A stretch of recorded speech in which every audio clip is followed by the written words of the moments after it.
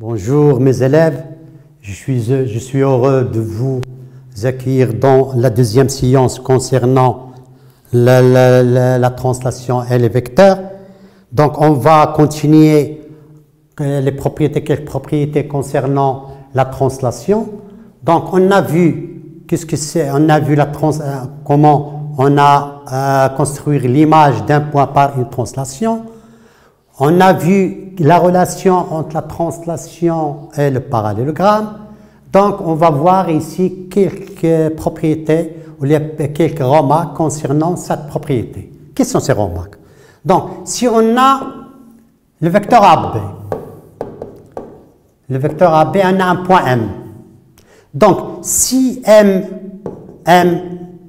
n'appartient pas, dans le premier cas, M n'appartient pas à la droite AB, fais attention, la droite AB, et imprime l'image de M par la translation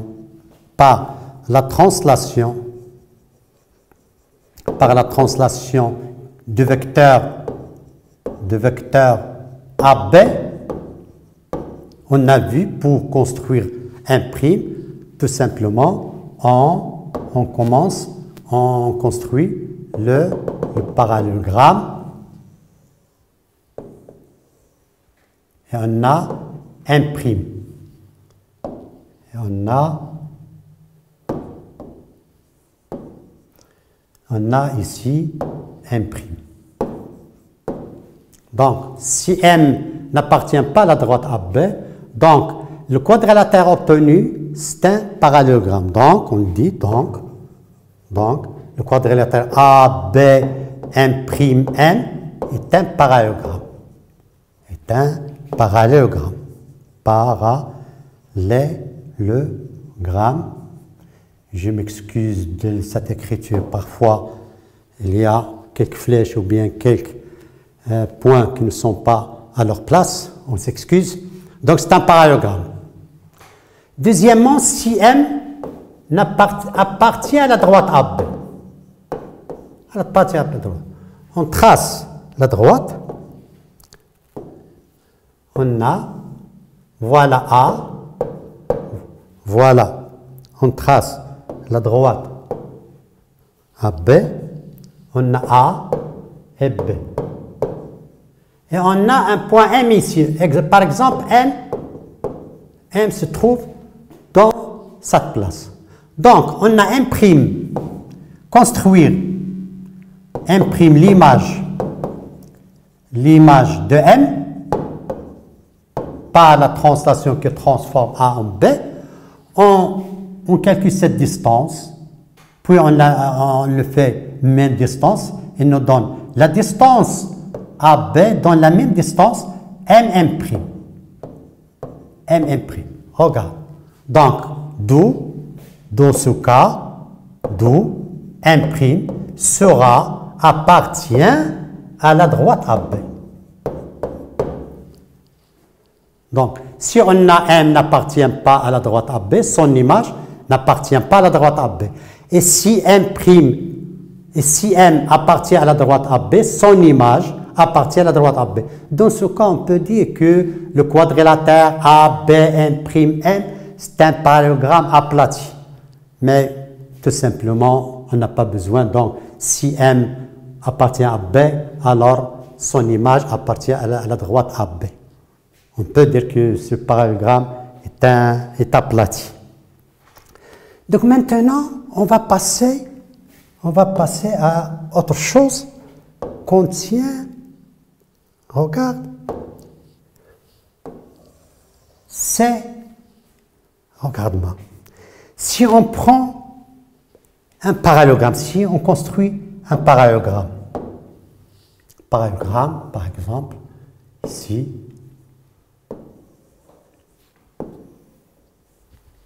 ABCD. Je m'excuse de dessin qui n'est pas bien déterminé parce qu'on n'a pas les moyens de construire deux droites qui sont bien parallèles. Regarde, on a ABCD un parallélogramme. A, BCD un parallélogramme.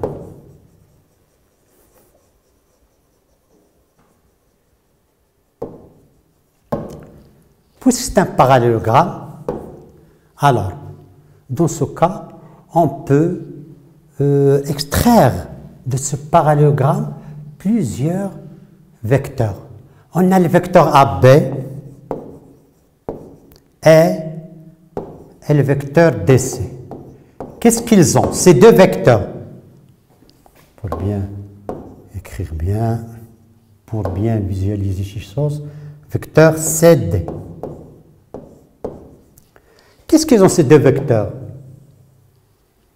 Ils ont même sens, même direction. Même direction. Car AB parallèle à CD, ou bien la direction de AB. Ils ont même sens. Même sens. Le sens de A vers B est le même que de D vers C. Je m'excuse, c'est pour... je m'excuse, c'est le vecteur D, ce n'est pas CD. Donc, ils ont même direction, même sens. Le sens de A vers B, c'est le même sens de D vers C. Et ils ont même norme. Même norme. Ça veut dire que la distance AB, entre parenthèses, la distance AB est égale à la distance DC. Ces deux vecteurs qui vérifient ces trois conditions, même direction, même sens, même norme, on dit dans ce cas que le vecteur AB est égal au vecteur DC.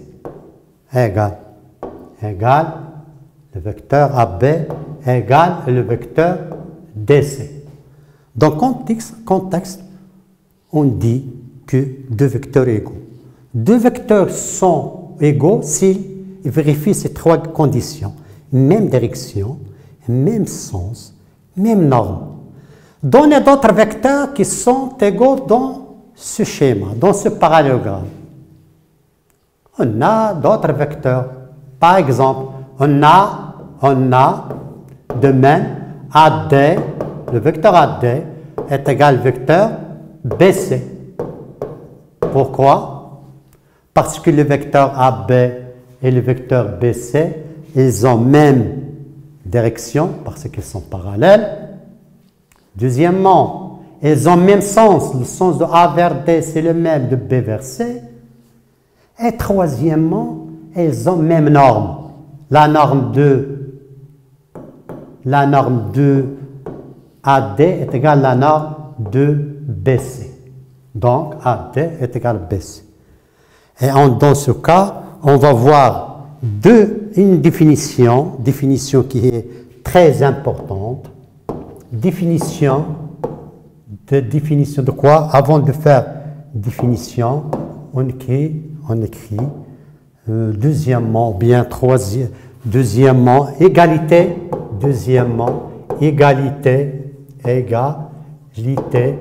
de deux vecteurs, de deux vecteurs. Ou bien égalité de deux vecteurs, ou bien c'est une égalité vectorielle. Définition, je pense que la partie concernée, j'espère qu'elle soit vérifiée. On dit que deux vecteurs AB, on dit, j'efface on dit que deux vecteurs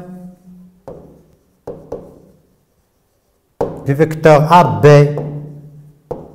et CD sont égaux. On dit que deux vecteurs AB et CD sont égaux si le quadrilatère A, B, D, C, AB, on dit que deux vecteurs, ou bien on dit AB est égal à DC, Donc, on renverse ce DC pour avoir bien, comme c'est dans la figure, AB est égal à DC. On dit que AB est égal à DC si le quadrilatère ABCD est un parallélogramme.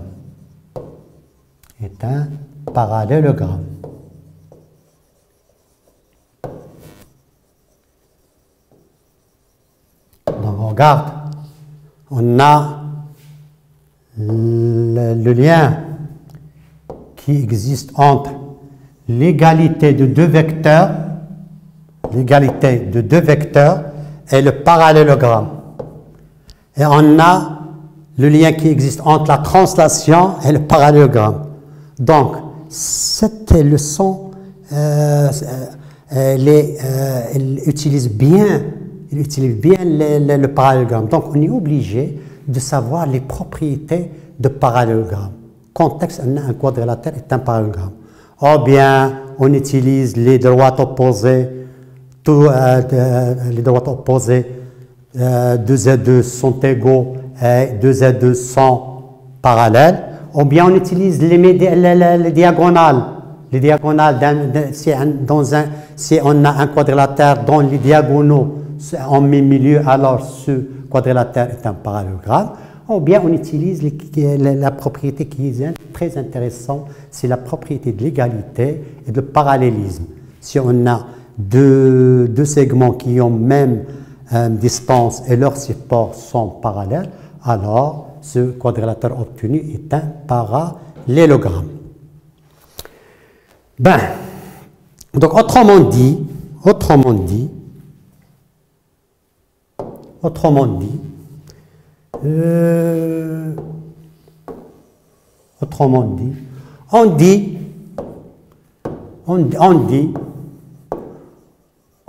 que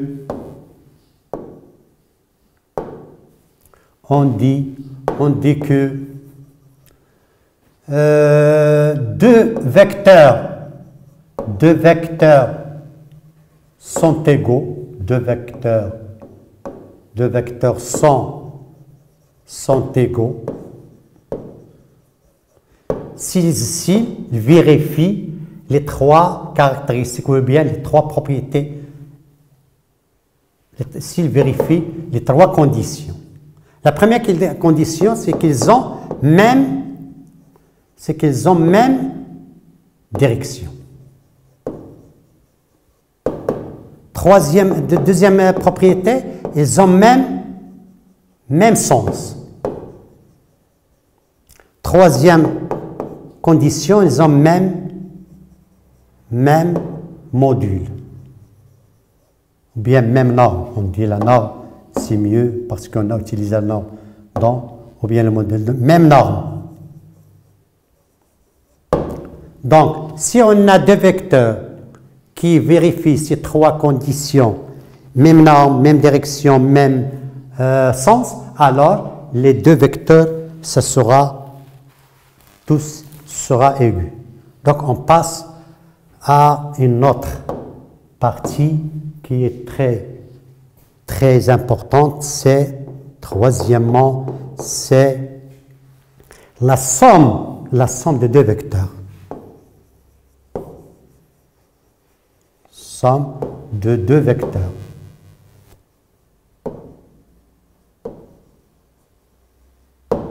La somme de deux vecteurs. Donc, on a vu l'égalité de deux vecteurs dans la partie précédente. Donc, on va voir maintenant la somme de deux vecteurs. Allez, suis-moi dans ce schéma-là. Si on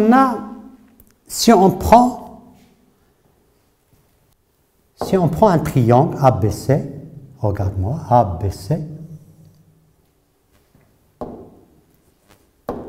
on prend le triangle ABC,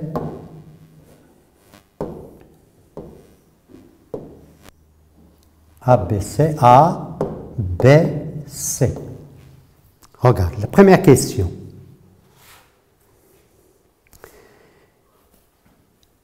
On va prendre une translation qui transforme A en C.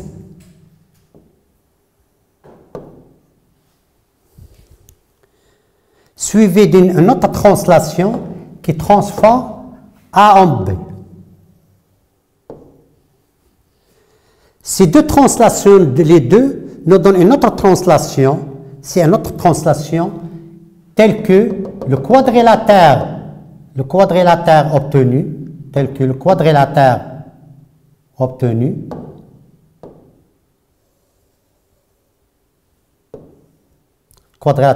AD, ça sort le quadrilatère obtenu AD sera un parallélogramme. Donc, la première translation suivie de la deuxième translation et dans la troisième translation, c'est AD. Donc, AB, la première translation, plus une deuxième translation AC, il donne le vecteur AD. Et c'est une propriété très importante. Ça veut dire quoi? Ça veut dire, lorsqu'on a un parallélogramme,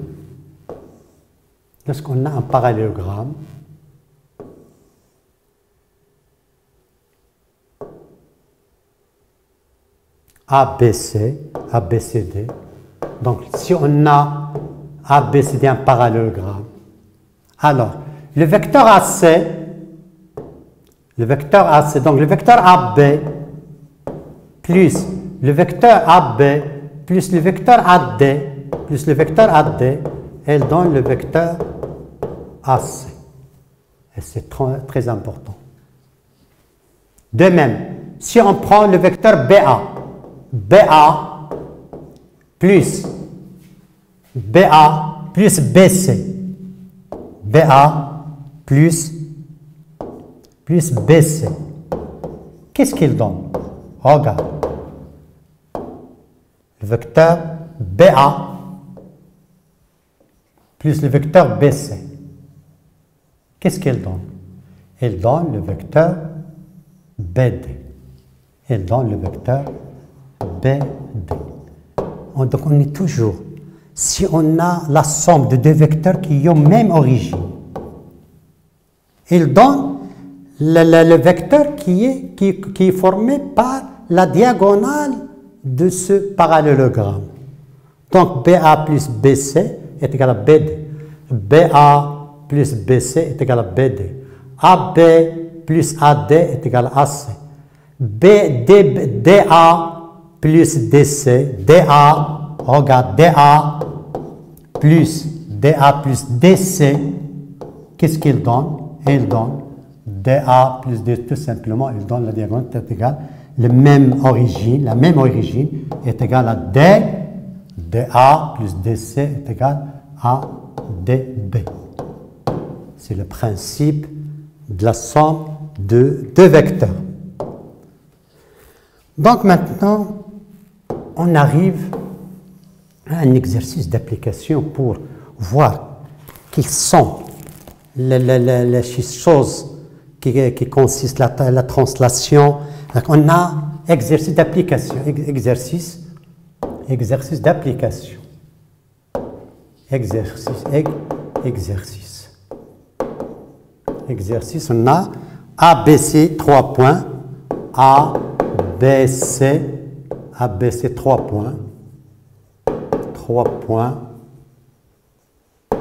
points du plan distinct, 3 points du plan distinct. Premièrement, construire le point M, l'image, construire le point M, l'image de B par la translation,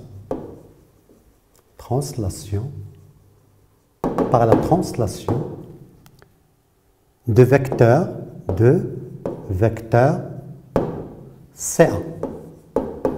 Deuxièmement, compléter les pointillés. On a AC plus AM égale CB égale les pointillés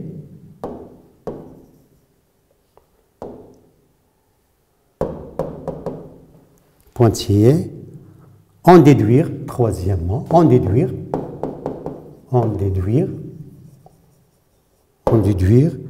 que AC plus CB est égal à plus CB est égal à AB.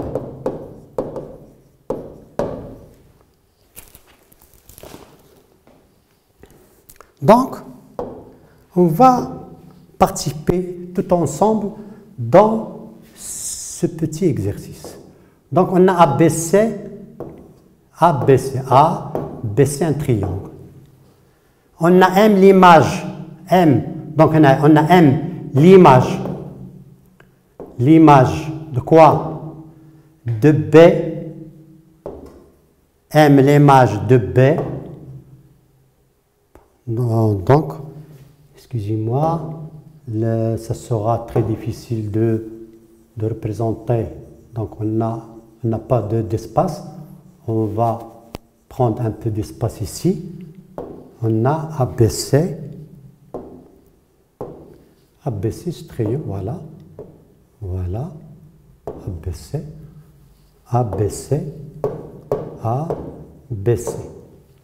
on a B, on a M l'image, l'image de B par la translation,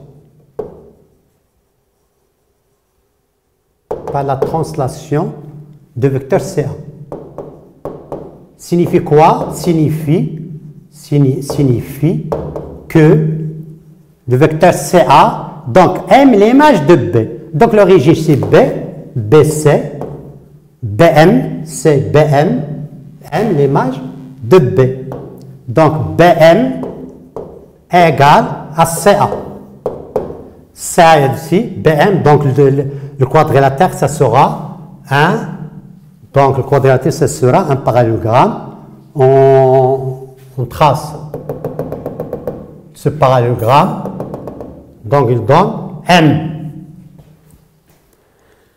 Compléter, deuxièmement. Compléter AC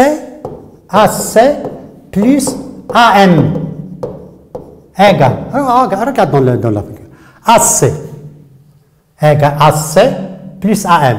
Donc on a vu dans la somme de deux vecteurs, on a AC plus AM est égal à AB. AC plus AM, on peut dire que AC plus AM c'est AC plus CB. On peut l'écrire comme ça. C'est AC, c'est AC plus AM. Le vecteur AM, c'est le vecteur CB. Et le vecteur AC plus CB, ça donne AB. Regarde bien mes élèves, s'il vous plaît. Regarde, dans cette égalité, on a AC. Ce vecteur se termine par C et ce vecteur commence par C. Donc, les deux les points C se simplifient et donnent à B. Et ça, c'est l'introduction, ou bien c'est ce qu'on appelle la relation de Charles. Qu'est-ce qu'il donne la relation? On va le voir après. Deuxièmement, CB. Si on voit, qu'est-ce qu'il donne CB? Quoi égal?